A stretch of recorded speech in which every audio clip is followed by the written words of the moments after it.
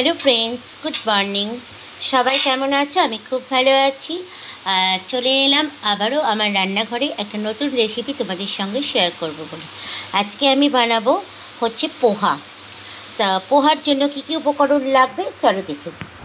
তো এখানে আমি একটা বড় সাইজের গাজর কেটে নিয়েছি কুচি কুচি করে, একটা বড় সাইজের পেঁয়াজ কুচি কুচি করে কেটে নিয়েছি, আলু একটা ছোট সাইজের আলু কেটেছি, স্বাদ মতো লঙ্কা, আর ইউজ করব হচ্ছে ম্যাগি মশলা।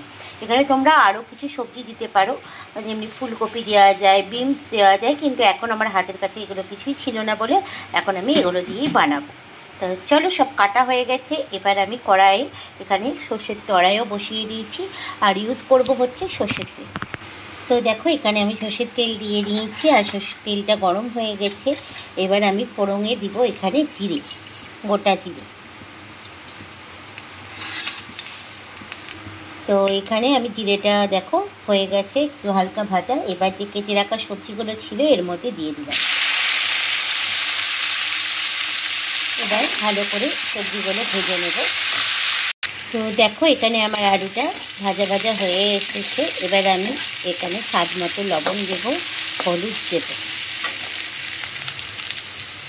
হলুদ দিলাম, আর স্বাদ মতো লবণ দিলাম। ভালো করে আবার সব একসঙ্গে মিশিয়ে নেব। তো এখানে আমার দেখো সব ভালো মতো ভাজা হয়ে গেছে। এবার আমি যে চিড়েটা দেব সেই চিড়েটা একটা পাত্রের মধ্যে নিয়ে নেব। চিড়েটা পাত্রের মধ্যে নিয়ে নিয়েছি। এবার চিড়েটা একটু ভালো করে জল দিয়ে ভালো করে ধুয়ে নেব।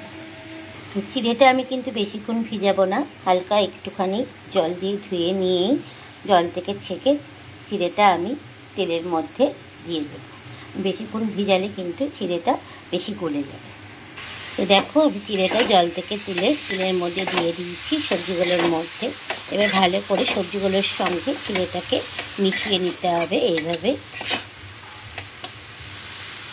চিড়েটা বেশিক্ষণ ভিজালে কিন্তু চিড়েটা দলা পেকে যায়, তার জন্য চিড়েটা একটু ধুয়ে নিলেই হয়ে যায়। এবার একটু ভালো করে নাড়বো। এবারে আমি এর ওপর থেকে কাজু আর কিশমিশ দেব। এবার আমি এর ওপর থেকে কিশমিশ দিলাম আর কাজু দেব।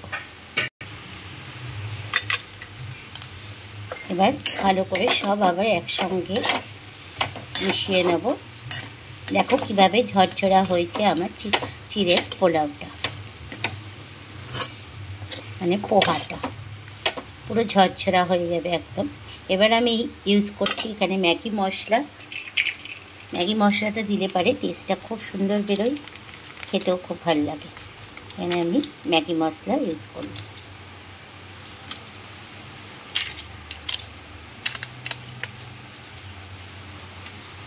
সব একসঙ্গে ভালো করে নাড়িয়ে নেব।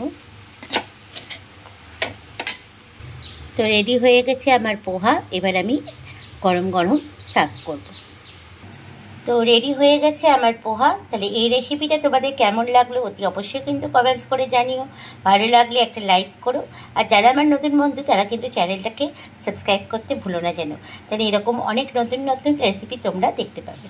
তো আজকের মতো রাখছি, দেখা হচ্ছে আবার একটা নেক্সট ভিডিওতে তোমাদের সঙ্গে। সবাই ভালো থাকবে, সুস্থ থাকবে। আজকের মতো সবাইকে টাটা।